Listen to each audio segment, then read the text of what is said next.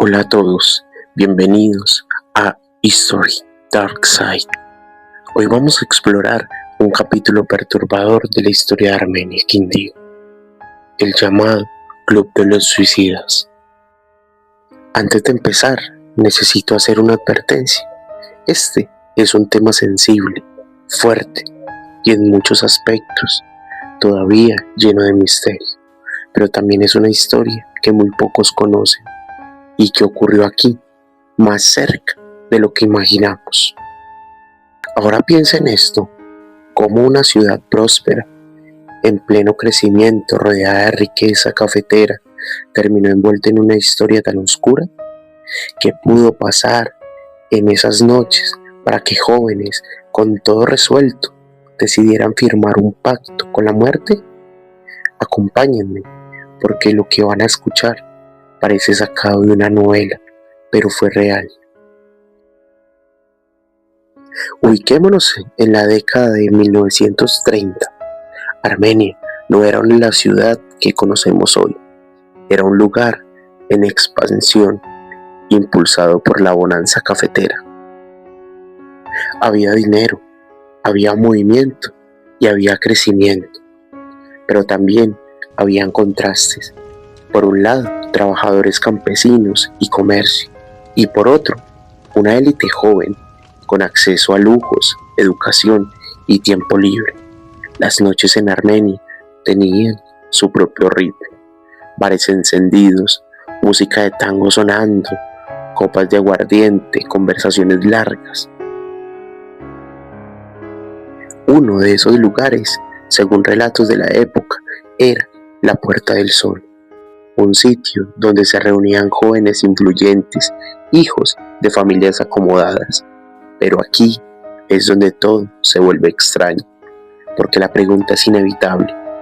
¿Qué buscaban realmente estos jóvenes en medio de la fiesta, el alcohol y la aparente vida perfecta? ¿Diversión?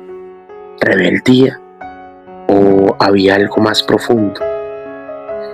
Bajo ese ambiente nocturno empezó a formarse algo inquietante.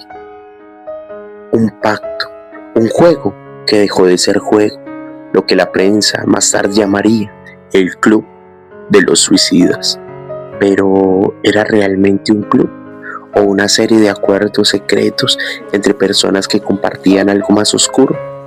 Según los relatos, todo comenzaba en medio de reuniones entre risas, tragos y conversaciones cada vez más intensas, hasta que en algún momento alguien proponía un pacto.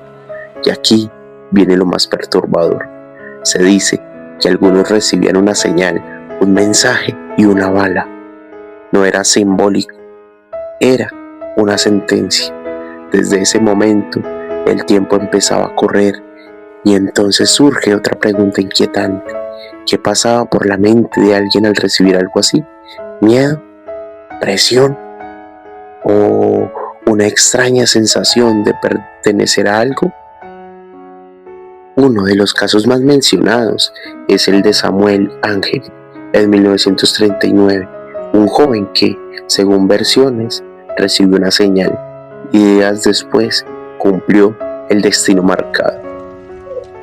Pero aquí es donde la historia se vuelve aún más oscura, porque algunos relatos aseguran que si alguien intentaba retractarse, no siempre se le permitía, y entonces la línea entre suicidio y homicidio desaparece. Así que la pregunta cambia completamente. ¿Estamos hablando de decisiones personales o de algo mucho más peligroso? Con el tiempo, los rumores dejaron de ser rumores. La prensa comenzó a hablar y lo hizo de la única forma que sabía, con titulares impactantes, cifras alarmantes y mucho sensacionalismo. Algunos medios llegaron a hablar de más de 100 muertes, pero aquí hay algo clave. Nunca hubo una lista clara, nunca hubo pruebas completas y nunca hubo una verdad única. Entonces, ¿fue exageración de la prensa o solo vimos la punta del iceberg? El tema empezó a generar miedo en las familias, en la sociedad, en una ciudad que no entendía qué estaba pasando, y mientras tanto, el supuesto club desaparecía entre rumores, sin responsables claros, sin explicaciones oficiales y sin cierre.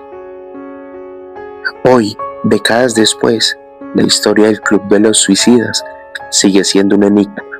Algunos dicen que fue un mito exagerado, otros que fue una realidad que nunca se quiso aceptar, y otros creen que fue algo intermedio, una mezcla de presión social, vacío existencial y decisiones extremas.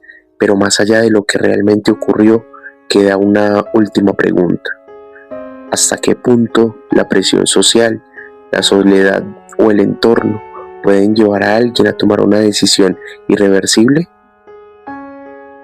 Tal vez nunca sepamos toda la verdad, pero historias como esta nos recuerdan que incluso en los lugares más prósperos pueden existir sombras.